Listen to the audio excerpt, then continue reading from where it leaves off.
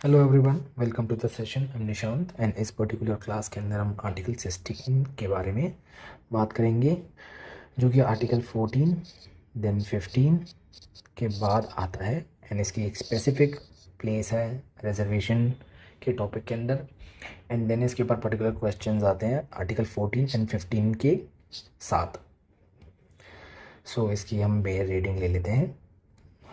सो इसके अंदर हमारे को किन वर्ड्स के ऊपर और किन चीज़ों के ऊपर फोकस करना है, उन्हीं चीज़ों को मैंने यहाँ पर अंडरलाइन किया है। सो पहली बात तो आर्टिकल 16 बात करता है quality of opportunity matters of public employment. ठीक है ना, मतलब इसका लिमिटेड स्कोप है एंड काफ़ी स्पेसिफिक है ये अपनी अप्रोच के अंदर। Now so equality of opportunity की बात करता है, ऑल सिटीज़न की बात करता है, एम्प्लॉयमेंट और अपॉइंटमेंट की बात करता है, और स्टेट के अंदर किसी भी ऑफिस की बात करता है। मतलब ये बात करता है गवर्नमेंट पोस्टिंग्स एंड अपॉइंटमेंट की। एंड इसके जो ग्राउंड्स हैं वो थोड़े से ज़्यादा हैं आर्टिकल 15 से, जैसे कि एक्स्ट्रा जो हैं वो हैं रेजिडेंस, ठीक है ना, एंड डिसेंट। ये दो एक्स्ट्रा हैं। Now a class of employment or appointment to an office under the government or any local or other authority within a state UT, any requirement as to residence within the state or UT prior to such employment or appointment। ठीक है, इन सब के मतलब मैं आपको आराम से बाद में समझाऊंगा।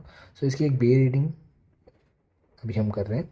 सो आर्टिकल 4A का बैड हुआ, आर्टिकल 4B का बैड हुआ, ठीक है ना, इनके बारे में क्वेश्चंस आए हैं और इसके बारे में हमें समझना भी है। सो आर्टिकल 77 कॉन्स्टिट्यूशनल अमेंडमेंट के बारे में हम पढ़ेंगे, 85th अमेंडमेंट के बारे में हम पढ़ेंगे, 81st अमेंडमेंट के बारे में भी हम पढ़ेंगे, ठीक है ना, ये रहा 81st। सो एंड सबसे लेटेस्ट है 103rd, जो कि 2019 एंड 2018 एंड 19 के टाइम का है, जो EWS रिजर्वेशन की बात करते हैं। तो आगे चलते हैं। तो पहले हम बात करते हैं प्रिंसिपल ऑफ इक्वालिटी की, जो आर्टिकल 14 से फ्लो होते हुए आर्टिकल 16 तक आता है। ऑल्सो आर्टिकल 16 का क्या मेन ऑब्जेक्ट है, वो उसकी अगर हम बात करें तो तीन ही ऑब्जेक्ट हैं कि हैं क्रिएट कॉन्स्टिट्यूशनल राइट, ठीक है ना, second is equality of opportunity, create करना चाहता है equality of opportunity and employment in public offices. ठीक है, इसके अंदर पहला केस जो आता है वो आता है EP रोयप्पा का, जो मैंने आपको आर्टिकल 15 में भी पढ़ाया था, जो कि था adherence to rule of equality in public employment is basic feature. ठीक है, यही पर्टिकुलर चीज़ आपको लिखनी है कि rule of equality in public employment is a basic feature of the constitution. ठीक है, नाउ एम्प्लॉयमेंट और अपॉइंटमेंट। नाउ आर्टिकल 16 कवर करता है initial appointment, promotions, termination of employment and matters related to salary, leaves etcetera etcetera. ठीक है, now equal pay for equal work की जब बात आएगी या फिर इससे रिलेटेड कोई क्वेश्चन आता है तो वो कवर्ड है आर्टिकल 16 क्लॉज 1 के अंदर, जिस पर केस जो है वो है Randhir Singh versus union of India, जिसके अंदर ये बात की गई थी कि the principle of equal pay for equal work is inherently, ठीक है ना, covered under article 16 clause 1। Now इसके अंदर एक केस आता है जिसका नाम है श्याम बाबू वर्सेस यूनियन ऑफ इंडिया, जिसके अंदर बात करते हैं कि this principle will not apply in mechanical और कैजुअल मैनर, ठीक है, and pay may vary based on educational classification और experience even when nature of work is same. और ऑब्वियसली बात है कि यार हम सेम वर्क कर रहे हैं, बस मेरी एजुकेशन क्वालिफिकेशन आपसे बेटर है या फिर मेरा एक्सपीरियंस आपसे ज़्यादा है तो मेरे को पे ज़्यादा मिल रही है, डिपेंडिंग हम किस तरीके का काम कर रहे हैं। ठीक है, क्योंकि यहाँ पर हम मोस्टली बात कर रहे हैं जैसे मैनेजेरियल, एडमिनिस्ट्रेटिव या फिर स्किल बेस्ड वर्क, ठीक है, जहाँ पर एक्सपीरियंस एंड आपकी जो एजुकेशन क्वालिफिकेशन है वो मैटर करती है ना। फिर दूसरा केस जब हम आता है state of Punjab versus Jagjit Singh का, जिसके अंदर हम बात करते हैं मैनुअल, ठीक है ना, डे टू डे गिग, ठीक है, यहाँ पर तक कि कंपनसेशन फॉर इक्वलेंट वर्क, ठीक है ना, must be made pertinent to those connected on day to day premises, casual legally binding work, workers, ठीक है, जैसे मनरेगा, ठीक है। नाउ क्लॉज 2 की हम बात करते हैं। सो क्लॉज 2 के अंदर दो पर्टिकुलर चीज़ों पर हमें फोकस करना है। पहला है प्लेस ऑफ बर्थ, सेकेंड है डिसेंट एंड थर्ड है रेजिडेंस। तीन चीज़ों पर हमें बात करना है। सो वैसे प्लेस ऑफ बर्थ मैं पहले करवा चुका हूँ, बट फिर भी यहाँ पर एक रिवीजन करवा देता हूँ कि 2019 में इलाहाबाद हाई कोर्ट ने जो है ना recruitment notice issued by UPSSSC, ठीक है ना, जो कि प्रेफर कर रहा था women of original resident of state, अपने रिक्रूटमेंट में उस नोटिस को स्ट्रक डाउन किया था, ठीक है। पहला तो ये। Second, Kailash Sharma versus state of Rajasthan जो 2002 का केस है, उसके अंदर ये कहा गया था सुप्रीम कोर्ट की तरफ से कि residence can not be a basis of preferential reservation, ठीक है। नाउ डिसेंट पर एक ही केस आता है एंड इस पर एज सच कोई क्वेश्चन आया नहीं है, बट फिर भी इसे समझ लो नॉर्मली कि Dasharath versus state of Andhra Pradesh के अंदर केस क्या था। उसके अंदर सुप्रीम कोर्ट ने ये कहा कि act providing for appointment to an office under state as being discriminatory on grounds of descent, ठीक है। ये पर्टिकुलर एक्ट जो आंध्र प्रदेश गवर्नमेंट ने निकाला था उसको इनवैलिड किया था सुप्रीम कोर्ट ने, ठीक है। बस नाउ रेजिडेंस की जब बात आती है तो ये स्पेसिफिक है एंड इस पे मोस्ट प्रोबेबली क्वेश्चन आ सकता है, because Haryana and Telangana states ने रेजिडेंस को अपने एम्प्लॉयमेंट में रख के उसके लिए स्पेसिफिक रूल्स भी बनाए हैं। Now H24 versus state of Rajasthan का जो केस है वो ये, उसमें सुप्रीम कोर्ट ने कहा था कि giving bonus marks to residents of certain districts in rural area, ठीक है ना, रूरल एरिया एज इनवैलिड, ठीक है ना। सुप्रीम कोर्ट ने देखा कि बोनस मार्क्स दिए जा रहे थे रेजिडेंट्स ऑफ सर्टेन डिस्ट्रिक्ट के, ठीक है ना, इन रूरल एरिया, और जो पार्टी थी उसने ये कहा कि जो यहाँ पर रेजिडेंट हैं वो बेटर यहाँ इस पर्टिकुलर डिस्ट्रिक्ट या रूरल एरिया के बारे में जानते हैं एंड इसलिए उनकी क्वालिफिकेशन उस एरिया के लिए बेटर है, that is why we are giving them bonus marks. But supreme court ने यह कहा कि bonus marks given to residents of certain districts in rural areas, ठीक है ना, वॉज इनवैलिड बिकॉज वो डिस्क्रिमिनेशन हो रही थी based on residence. Now B Venkataraman versus state of Madras का एक केस है जिसके अंदर reservation of post in favor of Hindu, Muslim and Christians was held violative of Article 16 Clause 2, ठीक है। Now Clause 4 जो सबसे इम्पॉर्टेंट है, जो मैंने मार्क किया क्योंकि इसी पर मोस्ट ऑफ द क्वेश्चंस आए हैं, इसको आपको सही से पढ़ना है। इसी के अंदर बात आती है भाई पॉजिटिव क्लासिफिकेशन की, ठीक है, जो बात करता है कि has been done in favour of backward classes, ठीक है। एक ऐसी क्लासिफिकेशन जो पॉजिटिव मानी जाती है या फिर पॉजिटिव डिस्क्रिमिनेशन, ठीक है ना, पॉजिटिव डिस्क्रिमिनेशन आ जाए, पॉजिटिव क्लासिफिकेशन आ जाए, both are the same thing. Now in favour of backward classes which are not adequately represented in services, ठीक है ना, एडिक्वेटली रिप्रेजेंटेड। नाउ वो कौन सी क्लासेज हैं जो हमने आर्टिकल 14-15 में पढ़ा है, वो है SC ST and OBC specifically. Now OBC को हम फर्दर एक्सप्लेन करेंगे, ठीक है, क्योंकि इसके ये कंट्रोवर्शियल भी है, इसके ऊपर केसेस भी हैं। नाउ ये नोट पढ़ लेना कि आपको रिजर्वेशन का जितना मटेरियल आपको इस पर्टिकुलर टॉपिक में लिखना है वो आर्टिकल 14 एंड 15 जो क्लास मैंने पहले पढ़ाई है उसमें ऑलरेडी मेंशन्ड है, तो आप जाकर वो देखें और बनाएं अपने नोट्स।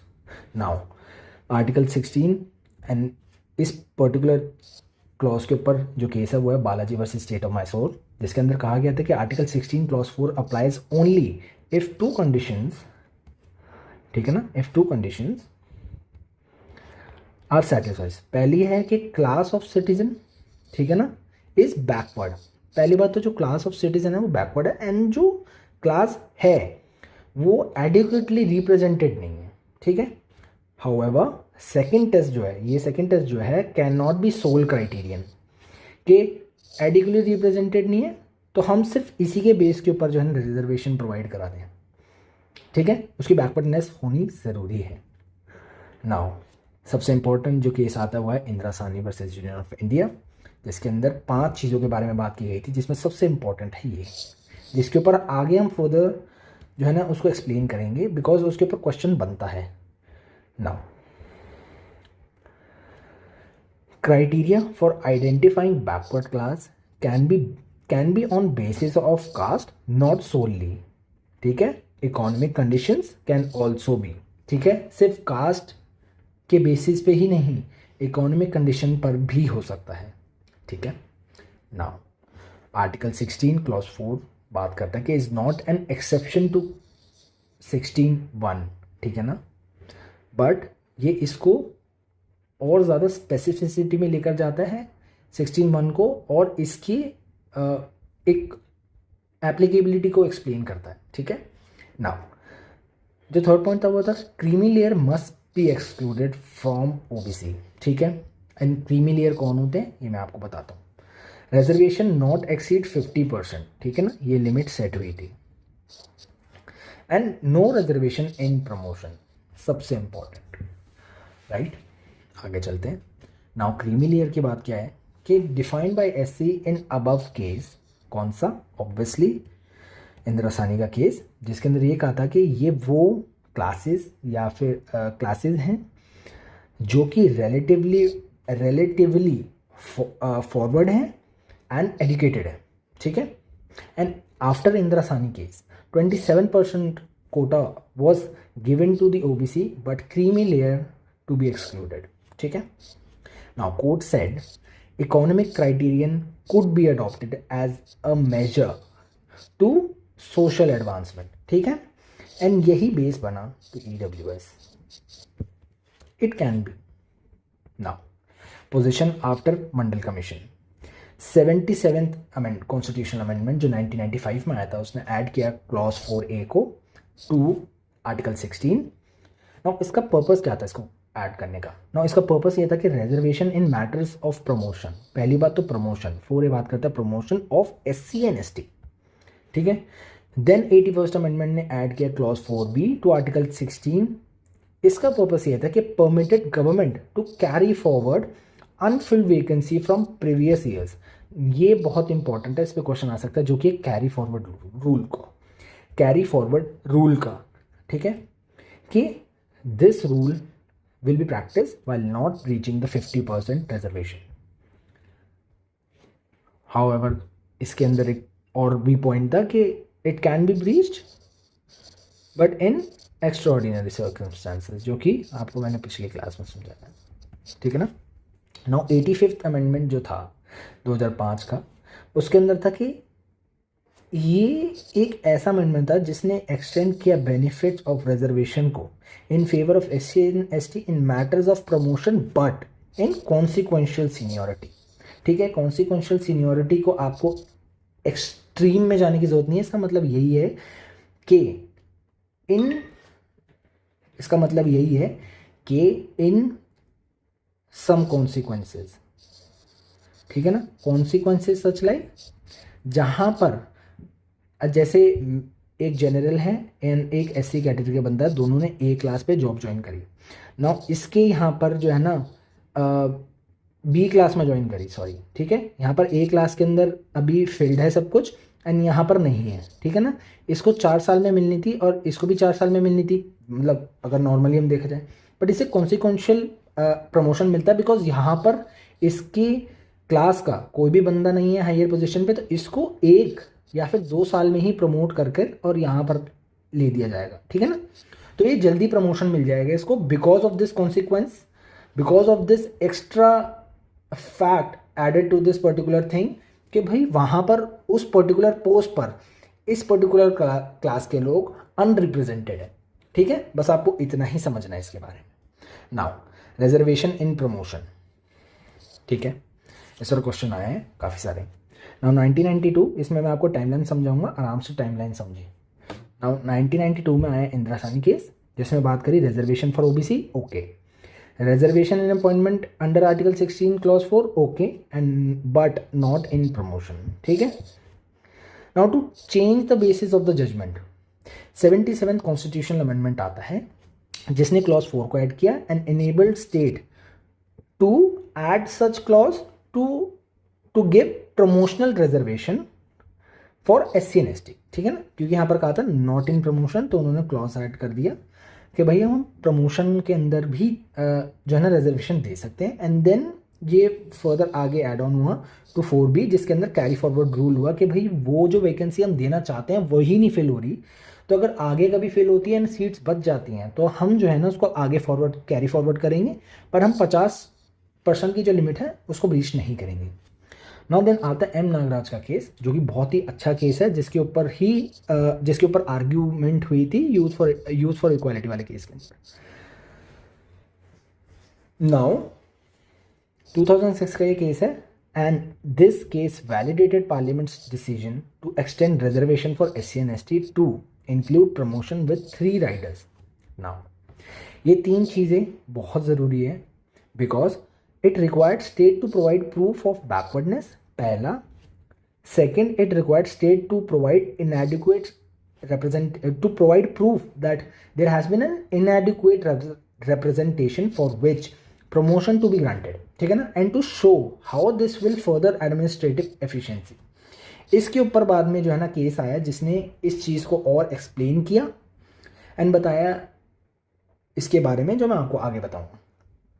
नाउ देन आता है 2018 का जर्नैल सिंह वर्सेस लक्ष्मी नारायण का केस जो कि फिर से उठा है, ठीक है ना, इसकी री इंटरप्रिटेशन के लिए 2022 में, ठीक है ना। अभी इसकी हियरिंग हुई नहीं है, होती है तो फिर मैं आपको अपडेट करता हूँ। Now held collection of data on backwardness contrary to Indira Sawhney, ठीक है ना, एंड देन कहा but approved instances on proof of inadequate representation of classes, ठीक है। उन्होंने ये कहा कि also stated for of applying creamy layer principle in SC and ST cases. इसके ऊपर अभी खैर इतनी बात हुई नहीं है। जैसे कि OBC के अंदर जिस तरीके से एजुकेटेड एंड फॉरवर्ड क्लासेस हैं उनको क्रीमी लेयर में रखा गया है, उसी तरीके से उस चीज़ को जो है ना SC and ST के अंदर भी लागू किया जाए। हाउएवर वो पॉसिबल इसलिए नहीं हो पा रहा बिकॉज पहली बात कि SC and ST का जो रिजर्वेशन पॉलिसी है वो काफ़ी हद तक फ्लॉड है, उसकी इम्प्लीमेंटेशन ही सही से नहीं हुई है। थर्ड थिंग के पॉलिटिसाइजेशन, ठीक है ना। Fourth is vote bank politics and fifth is status को, ठीक है। सो एज सच वो पॉलिटी का पार्ट हो गया, बट हमें इतना ही समझना है कि भाई पहली बात तो बोला कि कलेक्शन ऑफ डेटा जो बैकवर्डनेस पर है वो कॉन्ट्ररी टू इंदिरा सानी जजमेंट है। सेकेंड थिंग ये कही कि approved instances on proof of inadequate representation and then कहा कि applying of creamy layer to SC and ST cases. Now BK Pavitra का जो केस है ये पहले हुआ था, तो इसका सेकेंड पार्ट है वो हमारे लिए रेलेवेंट है, जो 2019 का केस है जिसके अंदर ये कहा सुप्रीम कोर्ट ने कि रिलाइंग ऑन इंदिरा सानी judgement opinion of government on adequacy of representation of SC and ST in public service is part of subjective satisfaction, ठीक है, of state। now उन्हें क्या लगता है, ठीक है ना, स्टेट को क्या लगता है, नहीं सब्जेक्टिव सेटिस्फैक्शन है, इसके ऊपर कोर्ट को इंटरफेयर नहीं करना चाहिए एंड ये उनकी जजमेंट पे छोड़ देना चाहिए इन अ गुड गवर्नेंस, ठीक है ना। If they feel that there has not been an adequate representation of a particular class then they are free to give reservation in public services as well as in promotion। however the reason behind adding that particular class जो कि मैंने आपको article 15 में बताया था, ठीक है ना, कि प्रेसिडेंट ऐड करेगा पर्टिकुलर क्लास को बैकवर्डनेस में या फिर कहीं और, वो is liable for judicial review, ठीक है। यहां जो विजडम है लेजिस्लेशन की उसको चैलेंज नहीं किया गया। Now equal citizenship recognise governance which is inclusive, ठीक है। No antithesis between maintaining the efficiency of administration and considering claim of SC and ST in appointment to state services, ठीक है, कि हम इस चीज़ को क्वेश्चन नहीं कर सकते और ना ही हम कर पा रहे कि जो मेंटेनेंस ऑफ एफिशिएंसी है एडमिनिस्ट्रेशन की एंड जो क्लेम है SC ST के अपॉइंटमेंट पे, ये दोनों एंटीथीसिस है, ठीक है ना। ये दोनों एंटीथीसिस नहीं है, कि हम ये कह दें कि भैया अगर हम SC एंड STs को अपॉइंटमेंट दे रहे हैं तो उससे हमारे किसी तरीके से एडमिनिस्ट्रेशन की एफिशिएंसी ख़राब हो जाएगी, ठीक है, ये चीज़ नहीं है। सो हम ना ही एफिशिएंसी पे बात करेंगे और ना ही हम ये कहेंगे कि इनकी एडिक्वेट रिप्रेजेंटेशन है कि नहीं है।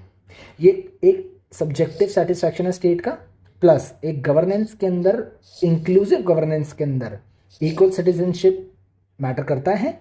एंड दो ये चीज़ें जो हैं कि maintaining efficiency and claims of SC ST, ये दोनों एंटीथीसिस नहीं है, ठीक है। नाउ जो सबसे लेटेस्ट है क्लॉज 6, आर्टिकल 15 वाले नोट से बहुत अच्छे से हो जाएगा, प्लीज़ वो जाके पढ़ लेना। एंड यूथ फॉर इक्वालिटी वाला केस लगेगा, आर्टिकल 15 के नोट्स में आपको मिल जाएगा ना। इसके बहुत अच्छे से हम आराम से इसके क्वेश्चन देखते हैं, बहुत इजीली हम समझने की कोशिश करते हैं। नो प्रोटेक्टेड डिस्क्रिमिनेशन, अभी ऊपर मैंने आपको बताया प्रोटेक्टेड क्लासिफिकेशन, और आपको ये भी बताया कि discrimination classification almost same topic है जिसके ऊपर आपको लिखना है। नो इस पर लिखा है कि examine how far it is constitutional under article 15 and 16, ठीक है, how far it is constitutional, ठीक है, give reference to decided case. Now इसमें आप जो है अपना इंदिरा साहनी दोगे, ठीक है ना, M नागराज दोगे, जर्नैल सिंह दोगे, एंड 3 केस देने के बाद आपका केस ऑलमोस्ट पूरा हो चुका होगा, ठीक है। Now mention the limitation of this article as per its application.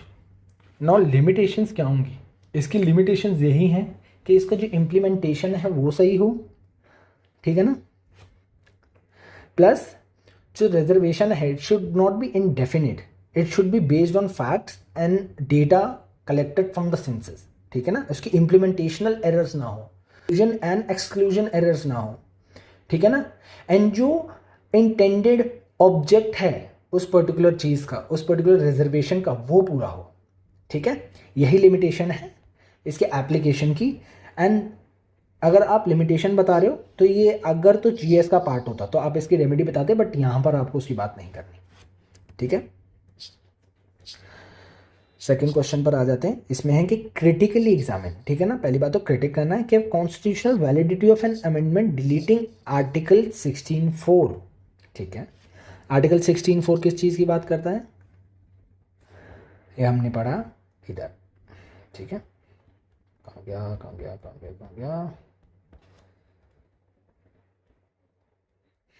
ये रहा क्लॉज 4, ठीक है।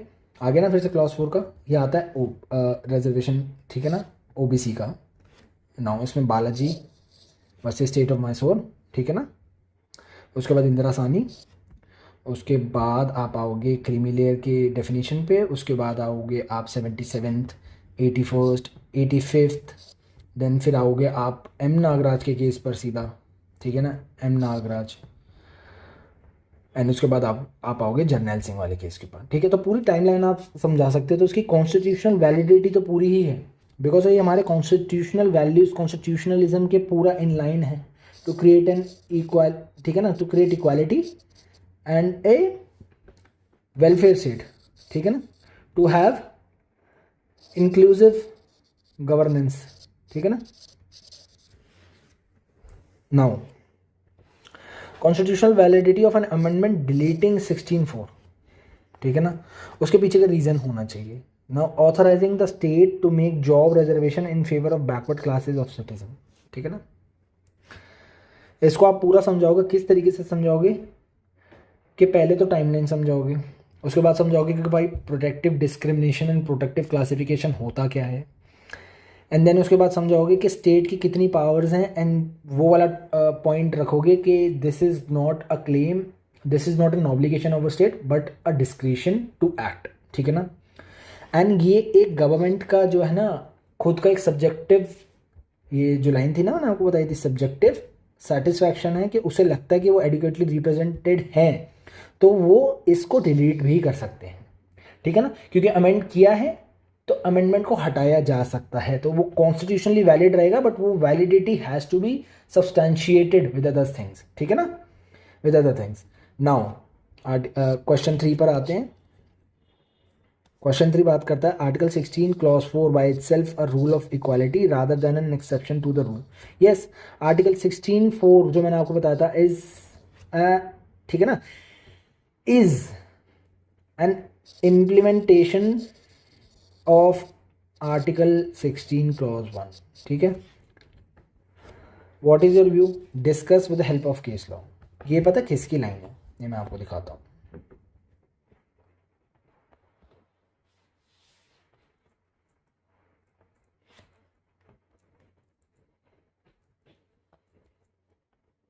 ये रहा, ठीक है।